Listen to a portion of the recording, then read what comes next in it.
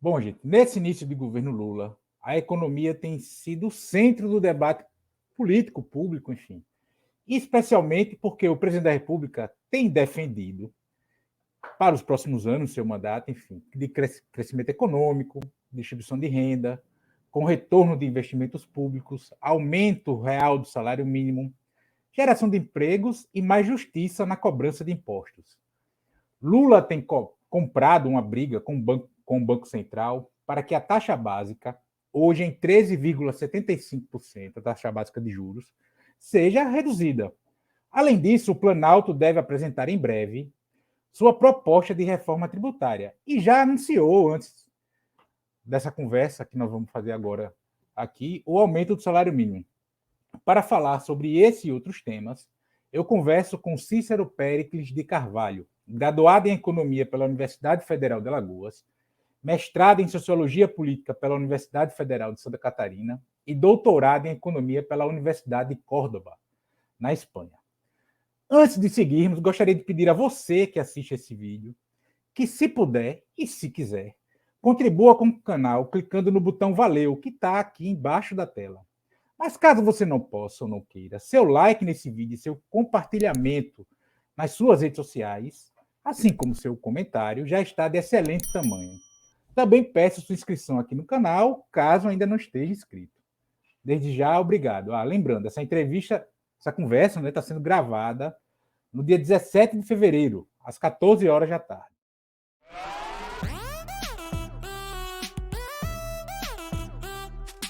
Eu sou o Cícero Péricles, agradecer, a sua presença aqui no canal, a sua participação. É uma honra tê-lo aqui para a gente bater esse papo sobre a situação econômica do país, enfim. E aí eu já aproveito e já emendo a primeira pergunta, que aí você já quiser se apresentar mais um pouco e colocar, enfim, que é essa questão da reforma tributária, né? Tem sido grande a expectativa em torno dessa reforma tributária, que o Fernando Haddad deve apresentar nas próximas semanas, nos próximos dias, enfim. Ele tem garantido que não vai ter aumento de carga tributária, e a gente teve também a questão do aumento da faixa de isenção de imposto de renda, enfim. Eu queria saber qual a sua avaliação dessa proposta de reforma tributária do governo Lula, né, do ministro Fernando Haddad até aqui, o que tem saído de informação, como é que você tem avaliado isso, enfim? Cadu, eu primeiro quero lhe agradecer o convite, porque a honra é minha, a alegria é minha, né, de poder participar dessa sua experiência positiva, bem-sucedida, de ter um canal, né, na rede que permite você, com mais tempo, de forma mais demorada, discutir temas nacionais e locais. E eu agradeço primeiro isso aí, dizer da minha alegria, né, de reencontrar você, ainda que seja virtualmente, para trocarmos ideias. O primeiro ponto desses pontos políticos todos da agenda econômica que acontecem neste primeiro momento, né, de entrada do governo Lula, é a reforma tributária, talvez a peça mais importante. Ela é muito mais importante que os outros temas. Por quê? Primeiro porque é uma demanda antiquíssima, né, que precede até a experiência do Lula em 2003 e da Dilma em 2010. Esse debate sobre a necessidade de uma reforma tributária, né, que diminua a carga, que a nossa forma de cobrar impostos no Brasil é tida como regressiva, talvez uma das mais regressivas do mundo, né? Na medida que tributa mais o consumo do que renda, que patrimônio. Então, a ideia já vem sendo gestada há décadas, essa discussão. E claro que o palco dessa discussão é um palco hoje desfavorável ao governo Lula. É interessante isso, que é o Congresso Nacional. Ele não é muito receptivo, não é? Por quê? Porque a eleição do Lula não corresponde a uma maioria no Congresso. Pelo contrário, a base, chamada base de governo do Lula, é uma composição hoje basicamente centro-esquerda, com fortes franjas na direita, mais conservadora, que faz com que esse processo seja também muito mais complexo, né? Muito mais complexo do que a gente imaginava. Então, veja bem, essa reforma tributária, portanto, pelas dificuldades apresentadas, diante de fazer um novo marco fiscal, que são duas partes, né? A que incide sobre o consumo e a que incide sobre a renda. Então, no primeiro instante do consumo, né, a reforma vai tocar em temas, haverá perdas e haverá ganhos também. Então, como é um tema delicado, portanto, a negociação tem que ser cada vez mais complexa, né? A equipe do ministro Haddad já tem uma vantagem muito grande. Por quê? Porque, na verdade, esse processo já está mais ou menos escrito em projetos, né, que estão sendo encaminhados no Congresso Nacional desde muitos anos e que teve uma relativa síntese no ano de 2017, ou seja, há 6 anos atrás. E 5 anos atrás, né, porque nós estamos no começo ainda de 2023. E essa negociação ela tem avançado bastante, não é? Muito. Por quê? Porque começa por um projeto um tanto quanto Frankenstein, depois vai sendo arrumado, que faz parte, né, da construção da aprovação do Congresso Nacional. O governo apresenta, não é, um novo projeto, mas ele está calcado em todas essas negociações já avançadas ao longo dessas 2 décadas. Né? E do que se trata, traduzindo concretamente? O primeiro ponto é uma reforma sobre consumo. Por quê? Porque o povo brasileiro paga, a sociedade brasileira paga muito alto pelo preço do consumo básico, popular, o consumo esse geral, né? Então, o que incide sobre o salário, basicamente, a renda da população, essa que recebe até 3 salários mínimos, que formam um conjunto de 80% das famílias brasileiras. Então, o consumo, por exemplo, de alimentos, né? Ele é muito alto, primeiro, a tributação é muito alta e desigual. Por quê? Porque a renda de cada alimentação de uma parte pobre da população, ela forma um percentual muito grande da própria renda, do seu salário. Enquanto esse mesmo item, a alimentação, para quem recebe acima de 50 salários mínimos, por exemplo, ela é insignificante ao longo do mês. Então, o que é que se está pensando, né? O que é que está avançando nessa direção? De diminuir a carga tributária sobre o consumo, fazendo com que, e redistribuindo para outros elementos importantes, né, aumentar essa carga, esse novo marco fiscal, fazendo que haja uma equidade, né, nas contribuições dos determinados, que nós somos uma sociedade muito compartimentada, né, socialmente segmentada. Então, a ideia primeira é essa, do consumo. E no segundo, que deverá ser aprovado no primeiro semestre. E no segundo semestre, criar um novo marco fiscal. Ou seja, Lula já deu um avanço aí, reduzindo, né, diminuindo a presença de trabalhadores abaixo de R$ 6.600 na isenção fiscal do imposto de renda. Mas a ideia é reformular essa tributação de maneira mais avançada já no segundo semestre. Há uma novidade positiva, apesar das dificuldades do governo Lula nas eleições. Quer dizer, elege um presidente da República e mais dos 513 deputados, apenas 83 estavam na frente que o elegeu. 83 apenas.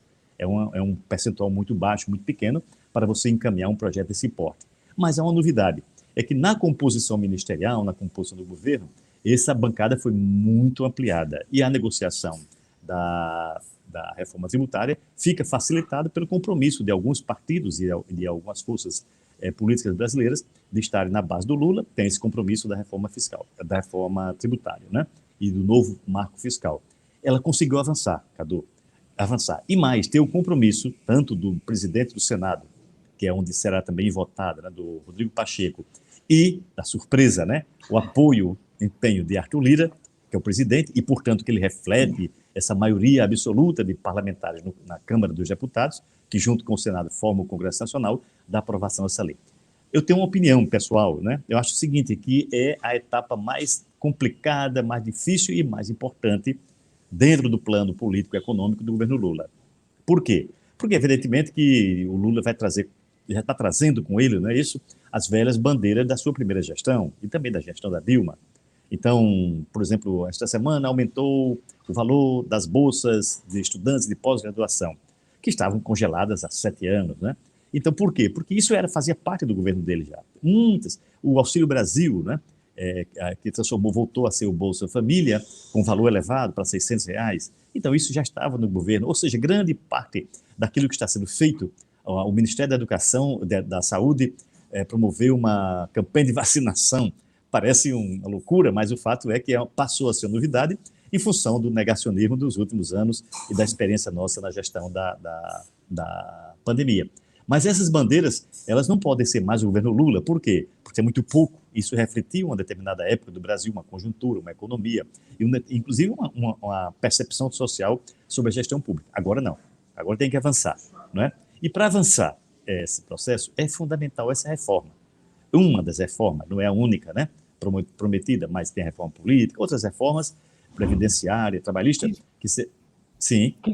Não, só que setores você avalia que devem fazer promover mais resistência para a aprovação dessa reforma tributária? Assim? Olha, veja bem, ela mexe com todo mundo, por exemplo, com o agronegócio. Né? O agronegócio tem facilidades tributárias em função de que ele disputa exportação muito fortemente. É um modelo desenhado para exportação.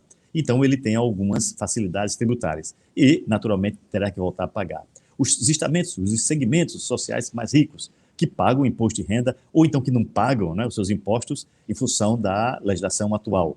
Então, imagina, banco vai ter que pagar muito mais impostos, as grandes empresas, mais impostos, o agronegócio, mais impostos, porque, claro, se você não aumenta a carga tributária, né, não aumenta, e alivia para os setores mais pobres, evidentemente que alguém vai ter que arcar com a composição da Receita Federal. E quem é a Receita Federal? Aqueles que contribuem, né, com o imposto de renda, com o IPI, com todos os impostos federais, para a composição dessa parte do orçamento que é a Receita, para poder o governo fazer cumprir suas competências federais através da outra coluna do orçamento, que são as despesas. Né?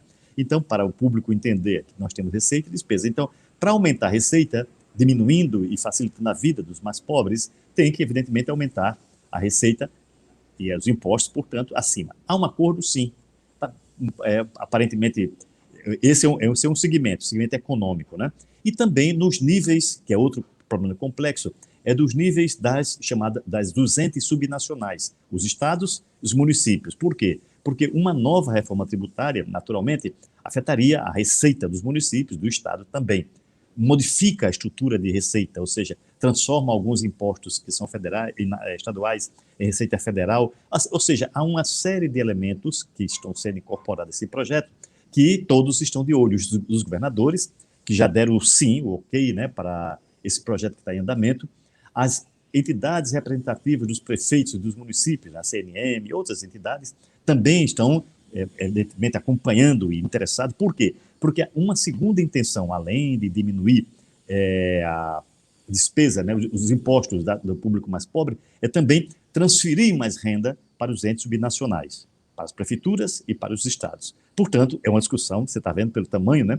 Nós temos 5.600 municípios, são 27 unidades federativas, cada um com seus interesses particulares. Então, formalizar isso só tem um caminho, o Congresso Nacional, junto, evidentemente, com o Poder Executivo Federal, liderado pelo ministro Haddad, né? Fernando Haddad. Ela, extraordinariamente, é uma notícia muito positiva, está dando passos largos nessa direção da aprovação, não é? Evidentemente que nesse jogo existem muitas palavrórias, aquelas discussões e tal, mas o fato é que, concretamente, as comissões, não há resistência contra a reforma tributária. O que existe é uma disputa, é natural isso, né? É evidente, de segmentos organizados que pressionam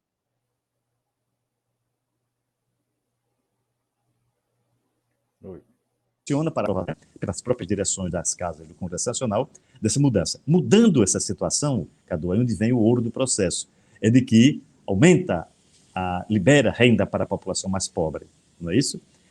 Liberando a renda da população mais pobre, então vai haver um aumento de consumo. É um paradoxo, né? Por quê? Porque você aumenta a renda, diminui a tributação sobre o consumo, ele fica mais barato, e a renda maior da família faz com que aumente. Aumentando o consumo, a lógica é essa, que foi a lógica do governo Lula, né? Aumentando a renda, o consumo aumentando, a economia, aí sim, a economia vai rodar com muito mais velocidade. A esperança é essa, a expectativa é exatamente essa, né? Você falou agora do consumo. Oi, não, conclua. Diga. Conclua. Não, porque você. Não, diga. Não, porque você colocou agora a questão do consumo do mais pobre, a gente teve esses dias o anúncio do aumento do salário mínimo para 1.320, né? A partir de 1º de maio. Sim. Em dezembro, o Bolsonaro publicou MP e tal, que para 1.302, e agora é esse R$18 a mais. Aí eu queria saber de você como é que você avalia o impacto desse aumento de R$18 nisso, no consumo dos mais pobres, e a questão da volta do Bolsa Família, né? Como o programa nos moldes que era o Bolsa Família, que é diferente do Auxílio Brasil, né? E que impacto tem isso no consumo dos mais pobres? Sim, são dois, você tem razão, Cadu, são dois elementos importantes de renda diferentes, né? Estruturalmente diferentes, mas que impactam sim no consumo popular. O primeiro é o salário mínimo, que foi elaborado no governo Lula no ano de 2006, uma fórmula quase mágica, né? De aumentos do salário mínimo negociado pelo patronal, pelos trabalhadores, pelo Estado, aumento acima da inflação, desde que a economia, nos 2 anos anteriores, apresentasse taxa de crescimento do PIB, ou seja, aquele ganho acima do PIB era incorporado mais à inflação, por exemplo, a economia cresceu 2% no ano anterior, não é? E a inflação foi 4%. Então, dizia, olha, a inflação para recompor o salário, 4%, mais os 2 ganhos do PIB, 6%. Daria um aumento de 6% sobre o salário mínimo. Foi um pacto feito, né? Então, já não havia mais discussão. Então, ele vigiu, esse acordo vigiu até 2015, naturalmente, com o golpe contra Dilma e mudança no governo Temer, inviabilizaram por completo, e a partir de 2018 esse pacto foi rompido, né? Então, há uma necessidade de voltar. E por que o salário mínimo não pode assumir o valor que o DIEESE, do Departamento Intersindical de Estudos Socioeconômicos, propõe, né, que é praticamente R$ 6.000? Não pode fazer isso instantaneamente. Isso tem que ser construído ao longo de pelo menos aí 1 ou 2 décadas. Por quê? Primeiro, porque o salário mínimo no Brasil, esse salário, quebraria, se desse essa subida muito rápida, quebraria pelo menos 3 grandes segmentos. Um, da microempresa, né? Por quê? Porque, majoritariamente no Brasil, o salário mínimo ele é referência na base da economia, ou seja, para os trabalhadores de pequenas unidades. As grandes indústrias ou as regiões mais caras, não, elas pagam um salário muito maior. Mas o mundo do micronegócio, né, ele sofreria brutalmente com esse processo. Segundo ponto importante são as prefeituras. Por quê? Porque as prefeituras também, principalmente das pequenas localidades, que são a maioria absoluta, elas pagam também salário mínimo, né? Aqui em Alagoas, todas as contratações feitas via CLT nas prefeituras do interior são todas de salário mínimo para trabalhos básicos. Então, a prefeitura não tem receita para bancar um momento tão repentino. E terceiro ponto, a própria Previdência Social. Por quê? Porque os pagamentos da Previdência aos beneficiários, aposentados e pensionistas, são feitos à base, tendo como base o salário mínimo. Então, se o salário mínimo sobe já um setor deficitário, onde o orçamento, o Tesouro Nacional compõe parte constitutiva, né, a parte mais forte da Previdência Social, já é deficitário, então isso traria impacto negativo para a economia, nas finanças municipais, na quebradeira de micro e pequenas empresas e também das prefeituras. Isso não interessa. Então, esse processo de construção alcançado entre 2016 entre 2006 e 2016, esses 10 anos, provaram o seguinte, que não houve terremoto. O ganho nesse período foi de 76% ganho real, Cadu, ganho real. Ou seja, o poder de compra do salário mínimo em 2006 era 1, e em 2016 ele tinha 76% de poder de compra maior. Evidentemente que retrocedeu em função do que nós sabemos nesse período do que aconteceu. Então, quando o Lula aumenta evidentemente não vai resolver o problema, mas sim voltar o pacto entre as 3 forças, o Estado, a patronal e os trabalhadores, nas centrais sindicais, para que volte esse mecanismo, né, de elevação constante, contínua na economia, lento, é verdade, mas que vai sendo suportado por esses 3 entes maiores, né, mais volumosos, e a economia não vai sofrer nem processo inflacionário, nem processo de quebradeira. Há outros elementos também aí, a questão do facilitação do crédito, enfim. Sim, sim. Se eu falar besteira, me interrompa e me corrija. Mas não, pelo contrário. A gente tem essa questão do crédito e a gente tem esse problema da taxa básica de juro, né, que está em 13,75. Inclusive, ontem ou hoje, enfim, a economista do Credit Suisse, Solange Sirol, eu não sei falar o nome dela, enfim, ela apontou que a gente pode até entrar em recessão técnica porque os bancos não querem mais conceder empréstimos. Sim. Em parte por conta dessa questão das lojas americanas, lojas Maris, enfim. A gente tem alguns cenários desse tipo do varejo, né, essas grandes redes do varejo, apresentando problemas financeiros. Como é que você avalia essa situação e essa questão desse juro em 13,75, né? Em 13,75, né? Você me perguntou antes sobre o Bolsa Família, vou ser fulminante, rápido, né? Então, é evidente que quando houve uma campanha eleitoral em 2018, né? 18 para suceder o Temer, né? Que era vice na época, mas assumiu com o golpe. Então, o Bolsa Família, até então, era visto como Bolsa Esmola. Quando assume o governo o Bolsonaro, é um paradoxo. O primeiro auxílio emergencial, que foi muito forte, 108 milhões de brasileiros receberam, e também a manutenção, surpreendente, né, para o que falava-se antes, é surpreendente a manutenção do Bolsa Família. Por quê? Porque ele hoje é parte constitutiva da economia brasileira. Uma parte considerável da população brasileira, né? Ou seja, 31, não somente o Bolsa Família, mas também a Previdência Social, faz com que grande parte da população brasileira dependa, mas não é somente a população brasileira, é o comércio, o setor de serviços, a própria agricultura hoje depende desse consumo que é alimentado através desse recurso. É muito, é pouco, muito, muito. Veja só, Cadu, nós temos em Alagoas 1.100.000 famílias, 1.100.000 famílias. 540 mil pessoas recebem Previdência Social, todos têm família, 540. E 550 mil recebem o Bolsa Família, e todos têm família. Quando você soma os dois, da Previdência e do Bolsa Família, dá para ver o tamanho da importância dessas duas contribuições no peso mensal do consumo das famílias brasileiras, alagoanas e nordestinas principalmente, né? As famílias mais pobres. Então, saltando nesse tema para o Banco Central, evidentemente que o Banco Central é um instrumento político também, não somente econômico, né, na organização do Estado brasileiro, mas também político. Sempre capturado, sempre dirigido em sintonia fina com o mercado. Quem é o mercado, né? O mercado é esse ente abstrato que, na verdade, é o sistema financeiro. Não é o mercado produtivo das indústrias, não é o mercado produtivo da agricultura, não é o mercado produtivo do setor de comércio, setor produtivo, digo, circula mercadoria. Não, é o mercado financeiro, né? E o mercado financeiro, no Brasil, nós sabemos, é concentrado, muito forte e muito influente. Por quê? Porque tem um peso muito grande na mídia, no Congresso. Então, o controle do Banco Central é fundamental para determinar, entre outras coisas, a taxa básica de juros, que é a mais alta do mundo, né, como todos nós estamos falando hoje no Brasil. Ela remunera os títulos que o governo, com os quais o governo toma dele emprestado no mercado para manter o seu orçamento. Então, evidentemente que o sistema financeiro aposta muito nesses títulos e todos esses grupos que hoje vivem da rentabilidade desses títulos, né, pressionam fortemente para que tenha um aumento. Inclusive, criam situações políticas, né, para que o aumento de juros aconteça nas reuniões que são de 45 dias do Copom, que é o Comitê de Política Econômica do Banco Central, que tem uma presença do presidente do Banco Central, que é o caso atual do Roberto Campos. Então, a manutenção dessa taxa alta é favorável muito fortemente para o setor financeiro. Basta ver as publicações regulares dos balanços dos bancos brasileiros, o escândalo completo e total no plano mundial, né? Taxas inigualáveis, né? Taxas exorbitantes de lucro, evidentemente que tem que ser remunerado, é um banco, tem que ser, o seu serviço tem que ser pago, mas não com essas taxas que são absolutamente excrescentes. Por quê? Porque transfere renda, né? Na medida que eles emprestam ao setor produtivo, quando emprestam, juros altíssimos, transferindo renda da agricultura, do comércio, do serviço, dos consumidores para os cofres bancários. Então, essa taxa é uma taxa também de decisão política. Quando o presidente Lula avança em cima dessa discussão, um terremoto, né? Isso vai criar crise. Não, a crise já existe. A crise não foi criada, ela já está em curso, né?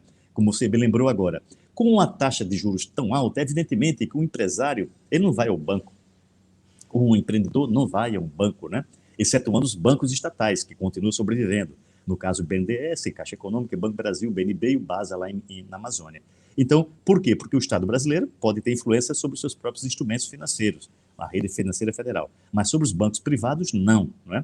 Então, o Bradesco, HSBC, Santander, todos esses bancos, Itaú, eles têm uma autonomia muito forte de querer ou não emprestar, ou então determinar suas próprias taxas, que ele chama taxa de mercado. Né? Portanto, a briga, essa luta para baixar no Copom a taxa de juros, por quê? Porque ela influencia, como ela é o mínimo que se paga, ela é uma base, taxa básica de juros, né? Então, ela influencia as demais taxas para todas as outras atividades. Então, se ela sobe, as outras sobem também. Mas se ela baixa, arrasta para baixo as outras taxas. Isso influencia o desempenho da economia. A reforma tributária e a diminuição da taxa de juros vai aliviar a condição do setor produtivo empresarial, naturalmente, porque os trabalhadores são produtivos, claro, né? Mas no setor empresarial. Então, há um interesse hoje muito grande da indústria, do comércio, setor de serviço, de que as taxas baixem. Por isso, talvez, né, que grandes setores, amplos setores, estão defendendo, hoje defendem, né, uma regulação, inclusive setores próximos até o próprio sistema financeiro, porque não imaginam, né, uma economia funcionando com uma taxa que inviabiliza o setor industrial, o setor comercial ou agrícola. E essa relação com a meta de inflação, né, que tem falado que a meta de inflação está baixa demais, que também causa freio no crescimento da economia. Como é que como é que é essa relação? As experiências de países que retomam a economia através de investimentos, que é o que levanta a economia, investimentos, né? O consumo sozinho, claro que não.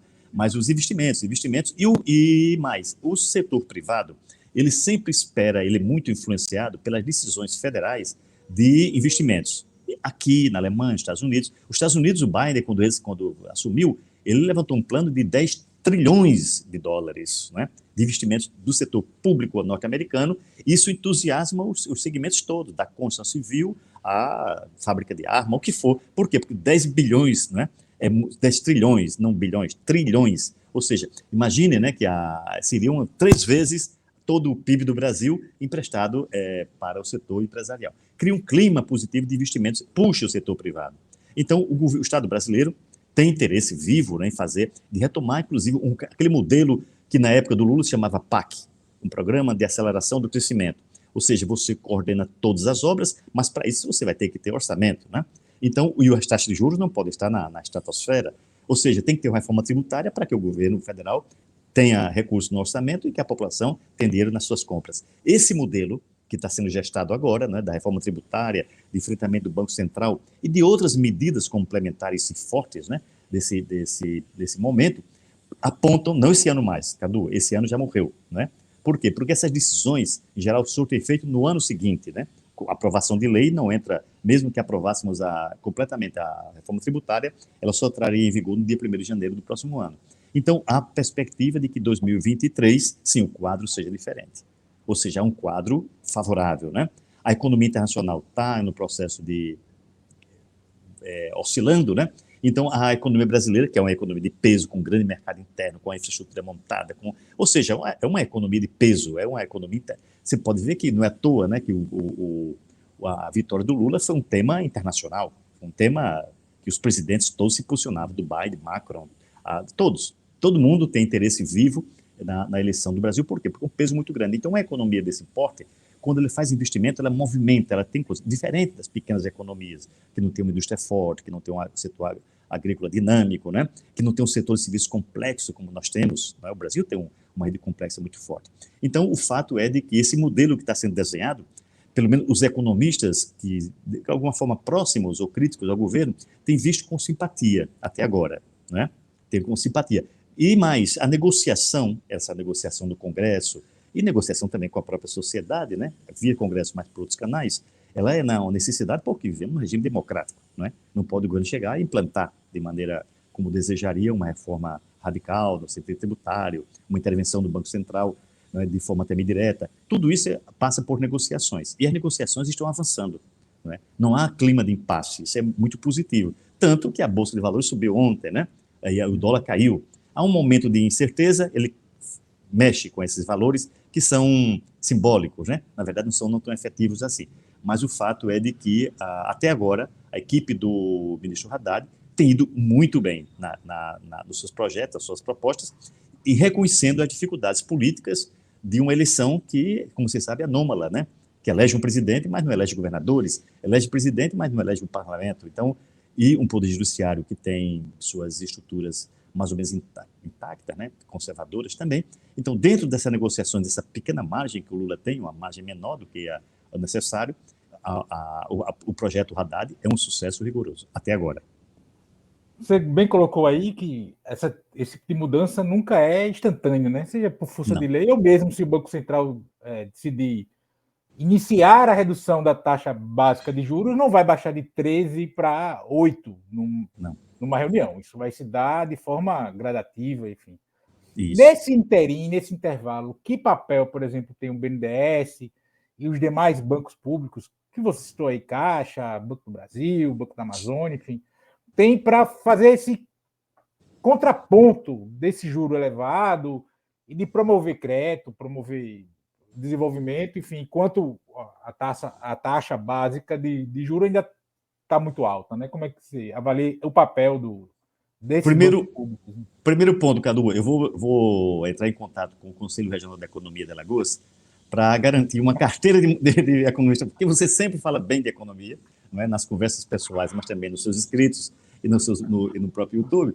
Então, como você domina esse tema, seria um economista, como é que eu diria, honorário, pelo menos, né? Mas muito interessante quando você fala, você articula muito bem nessa área. Então, veja bem, o sistema financeiro nacional, ele tem várias qualidades, né, várias possibilidades para exercer suas competências no mercado financeiro. Primeiro porque ele é muito capilarizado. Caixa Econômica e Banco do Brasil são os bancos populares por excelência, né, que estáveis. E os bancos regionais, menor, porque são bancos federais, mas de atuação regional. O BASA e principalmente o BNB, né? Também, por exemplo, em Alagoas, o BNB tem 16 agências no interior, né? Ele que cobre praticamente todas as regiões. O BNB, mas o Banco do Brasil maior ainda, a Caixa Econômica também, e que atua nas linhas populares. Pronaf, ou seja, o Bolsa Família quem paga, o Sistema Federal, a Previdência, ou seja, temos uma estrutura montada grande no sentido da sua constituição física e distribuição pelo país muito capilarizada. Segundo, que esses bancos são gigantes, têm uma presença no sistema financeiro nacional, no SFN, muito forte, né? Ou seja, fazem parte de um percentual que no mandato, na crise de 2008, do governo Lula, eles ultrapassaram a metade do dinheiro ofertado no Brasil naquele ano, né? Então tem um poder de fogo muito grande e influencia, portanto, o comportamento dos demais bancos. Esse é um ponto. Terceiro ponto importante é que esses bancos podem, eles arrecadam muito, né? E como tratam com os recursos federais, eles podem influenciar fortemente. Por exemplo, aqui em Alagoas nós temos operações na Caixa Econômica Federal que atuaram, por exemplo, em vários financiamentos do estado de Alagoas, né? Por exemplo, tem programas de construção, né, de obras do governo Renan Filho passado, que foram bancados pela Caixa Econômica. Mas não é só isso. A Caixa pode financiar, o Banco do Brasil também, né, evidentemente, sistema, o setor industrial, o setor agrícola, já faz fortemente, tem uma experiência extraordinária acumulada, né? E o grande banco, no nosso caso aqui regional, o grande banco que é o Banco do Nordeste. E o que você perguntou, tem um fundo teórico que é a tal das medidas anticíclicas, né? Ou seja, como o capitalismo cresce e sobe, ele é cíclico, né? Então, na subida, nem tanto, mas na descida, o papel desses bancos é decisivo para quê? Para retomar a economia. E, claro, que o Lula anunciou isso na campanha, e, claro, que os bancos, a escolha das próprias direções do Banco do Brasil, são pessoas afinadíssimas, né? Por exemplo, o último a ser escolhido foi do Banco do Nordeste, que é o governador, ex-governador de Pernambuco, Paulo Câmara, que tem um discurso desenvolvimentista, o presidente, né? Que naturalmente vai montar uma equipe nessa mesma linha lá em Fortaleza, na sede do Banco do Nordeste, que não te interessa vivamente, por quê? Porque o Banco do Nordeste é o agente de crédito de quem? Do BNDES, que é o grande banco de investimento de longo prazo que o Brasil tem. É um banco que tem mais recursos do que o Banco Mundial, o BNDES. Então, o BNDES tem a capacidade de influenciar decisivamente, isso que você conta a recuperação nesse momento agora, pode contar agora e mais para frente. Além dos bancos, de alguns poucos bancos estaduais, e de um sistema financeiro, né, que pode captar recursos e tocar e levantar a economia. Eu acredito o seguinte, que há um fato interessante político, Cadu. O dia 8 de janeiro, aquela loucura, né, loucura da ala mais radical, né, do bolsonarismo, ela foi muito ruim para a imagem nacional, transmitido mundialmente, aquilo cria uma imagem muito negativa da política nacional, mas ela, pelo visto, até agora, pelo menos quando esfria, né, ela também trouxe ganhos para a democracia brasileira. Ou seja, há como que um grande acordo político nacional em torno de que, olha, temos um momento de recuperar. É visível isso nos editoriais dos grandes jornais, das falas dos presidentes da CNI, da Confederação Nacional da Indústria, da Agricultura. Há como que acalmou, é como se ele tivesse superado aquele momento de extrema polarização que foi a campanha, né, de até outubro do ano passado. Há um clima favorável. A própria negociação da reforma tributária reflete isso. A gente não sente, por exemplo, uma sistemática de campanha contra a reforma, como nós tínhamos isso em 2008, 2010. Né? Há um certo reconhecimento da necessidade dessas mudanças e também desses grandes investimentos. Por quê? Porque, na verdade, o governo Lula não está pondo em questão o capitalismo nem o ganho dessas empresas. O que está posto é o seguinte, que não pode crescer a economia, outra vez, né, descartando 2/3 da população. Esse é que é o centro, é o nervo, né? Ou seja, é a velha digo, mas não é tão velha assim, ideia de crescimento econômico com inclusão social que resulta, né, na sua composição no desenvolvimento nacional e econômico, né? Econômico-social. Então, a discussão do Lula, essa paranoia que o Lula seria um comunista, e usa muito aquela coisa caricata da Venezuela, sei lá, né? Vá para Cuba, isso é uma doideira total, porque o governo Lula é um governo, primeiro, reformista, republicano e democrático. Né? Que se pode caracterizar o governo Lula é um governo que não existe outro mais republicano que não existia o experimento. Né? Você falou em Venezuela agora, e aí ele está falando do BNDES, e veio à mente agora a questão da falsa polêmica em relação ao BNDES financiar empresas brasileiras que estão executando obras, e que executam obras em outros países, enfim. Inclusive, tem Olha, uma discussão de um gasoduto com a Argentina, algo desse tipo. Como é que você vê esse tipo de financiamento do BNDES? De veja só, pegar primeiro, esse empresas. é um mecanismo antigo, né? Todos os países grandes desenvolvidos têm esses bancos. O banco, o Japão tem, a Alemanha tem, todos. Por quê? Porque quando você financia um gasoduto na Argentina, na verdade você está financiando as empresas brasileiras para construir lá, né? E receber, evidentemente, na forma que a Argentina possa pagar, ou em dólar, em mercadoria, ou seja, em títulos, né? Esse é um negócio, não é nada, não existe doação, né? Não existe doação. Por quê? Porque existem garantias. E o banco, tanto é verdade, que quando se falava muito isso em relação ao BNDES, quando o novo presidente escolhido pelo Bolsonaro, assume o BNDES, a primeira ação dele foi fazer um levantamento, uma auditoria. O que foi a conclusão da auditoria? Não houve nada, não é? Que não havia A nada conclusão de, foi 46 milhões jogados no lixo, 48. no lixo. Exatamente. E quem Foi tinha o que dinheiro, gastou. lá era o velho da Havana, não sei quem. Então, que inclusive estava atrasado nos pagamentos. Então, veja só, essa deve voltar esse processo, né? Por quê? Porque o Brasil, ele já chegou a ser a sétima economia industrial do mundo, hoje é a décima, né? Caiu, mas ele é uma potência. Então, a economia é muito desigual, assimétrica no plano internacional. E o Brasil tem condições, sim, de financiar suas empresas para construir. Não é o Brasil financiando a Argentina, ela é uma parceria, naturalmente, né? A Argentina não tem o capital suficiente, o Brasil tem, e tem tecnologia, tem empresas, é natural que as grandes construtoras, que usam, evidentemente com muito mais controle do que da vez passada, não é? Com mais transparência, né? Essas operações aconteçam. É positivo? Sim, muito positivo. E, evidentemente, como há disputa política, todo movimento dessa direção vai existir os memes, as fake news e tal, de que isso é uma atitude irresponsável que financia, né, a ditadura. A Argentina é um país democrático, né? Então, essa discussão vai permanecer para sempre, né? Imagino. Por quê? Porque sempre vai haver um núcleo que vai tentar politizar e disputar essa narrativa. Professor, a gente teve agora o relançamento do Minha Casa Minha Vida, que foi um programa, antes de ser deixado de lado, né, pelo Temer e Bolsonaro, enfim, era muito pujante do ponto de vista de fomentar, gerar empregos, né, a própria indústria em torno da construção civil. Como é que você vê? Ainda tem potencial para que o Minha Casa Minha Vida tenha o mesmo peso que teve da outra vez na economia brasileira? Como é que você vê agora? Sim, Ou o peso que pode ter é menor agora? Como é que...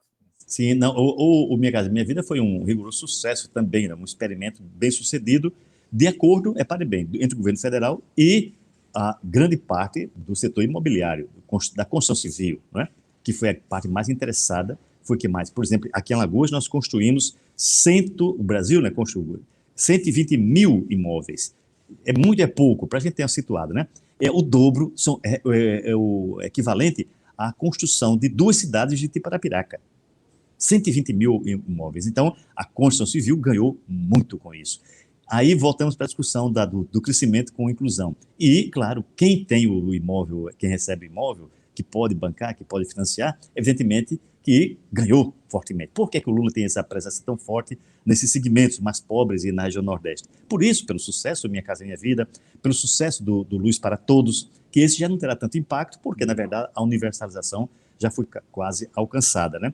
E outros programas, por exemplo, cisternas, né? O programa de cisterna no Agreste Sertão. Então, esses programas têm essa capacidade de mobilizar o setor empresarial, da construção civil, da indústria, incorpora tecnologia e faz isso, né?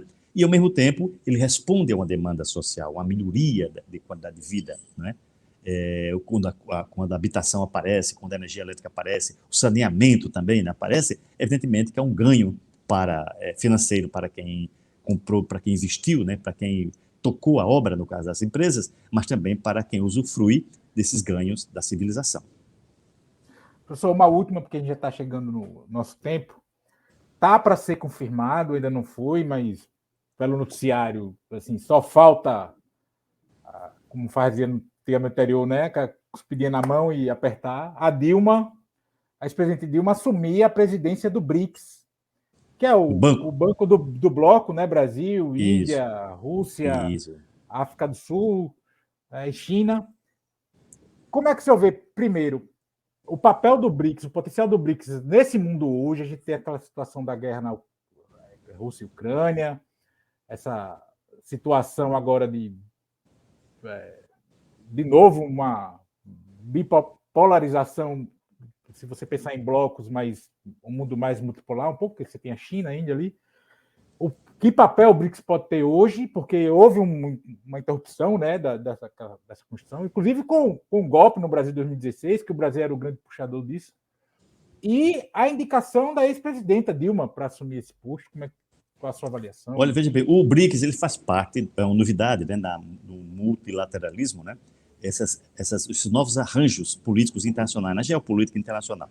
Então, quando se junta países gigantescos como Rússia, China, Índia, Brasil, África do Sul, evidentemente que resultados econômicos surgiriam, se esperava, né? E foi criado em 2014 esse banco. Ele tem um capital aprovado de 100 bilhões de reais, perdão, 100 bilhões de dólares, né?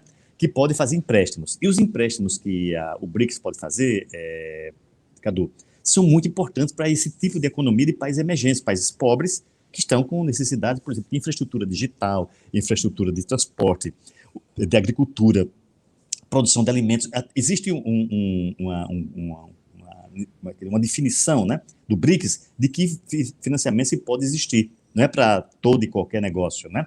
Então, esse banco ele tem a sede em Xangai, na China, tem um escritório de alguns países, né, desses países principalmente. Então, capta recursos de cada um deles, a China entra, a Rússia entra, todo mundo entra, e financia projetos de desenvolvimento. Para quê? Para criar, primeiro, um vínculo entre eles, entre os BRICS. Claro, desenvolver cada uma dessas regiões. E terceiro ponto importante, servir de alternativas ao clássico, a dupla clássica, né? Chitãozinho e Chororó, Banco Mundial e FMI, não é? Então, por quê? Porque o FMI e o Banco Mundial, quando qualquer empréstimo que faz, ele exige um comportamento político e econômico, de política econômica daquele país que toma empréstimo. E a ideia do BRICS é emprestar sem essas pré-condições. Ou seja, isso que é o que fala da multilateralidade, né?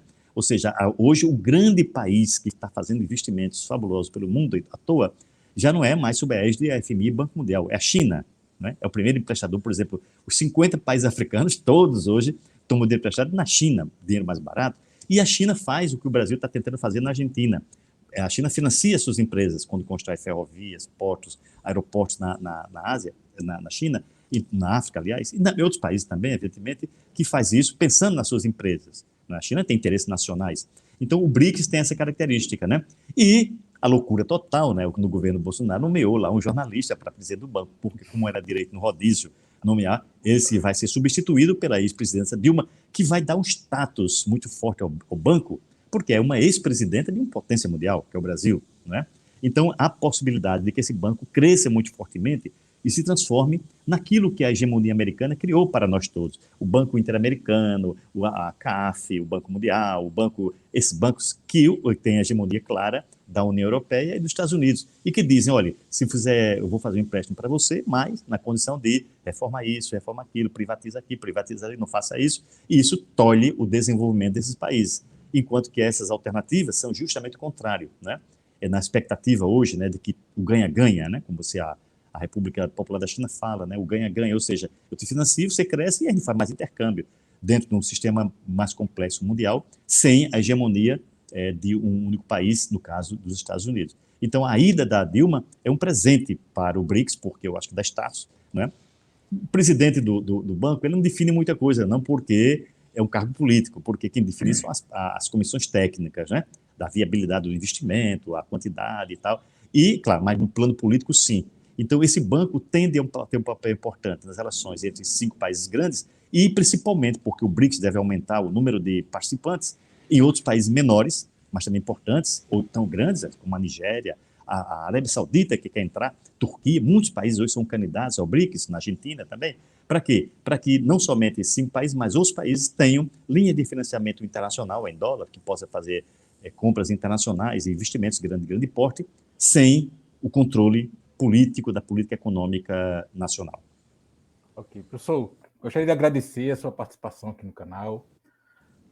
Fiquei muito lisonjeado com a sua participação, com a sua vinda. Espero que a gente possa fazer outros temas, né? Não vão faltar assuntos para serem abordados, essa questão econômica do governo Lula, enfim, até eventualmente questões locais aqui de Alagoas. Se quiser deixar algumas palavras, abordar alguma coisa que acha que deveria ter sido abordada. Sim, Cadu. Primeiro o seguinte, é aquilo que eu vou repetir mais ou menos o que eu falei no começo, quer dizer, da alegria, né? O reencontro com uma pessoa como você, um profissional, né, da sua qualidade, que ilumina muitos pontos da nossa economia e da nossa política local, mas que tem nesse instrumento poderoso, né, que é a rede internet, um meio de comunicação para que outras vozes, outras personalidades, né, outras formas de pensar, não alinhadas às vezes com o grupo majoritário da mídia nacional, que possa expressar. Então, parabéns a você pela sua iniciativa, que é brilhante no sentido do momento, da oportunidade e do domínio também que você tem e dessa facilidade que você tem para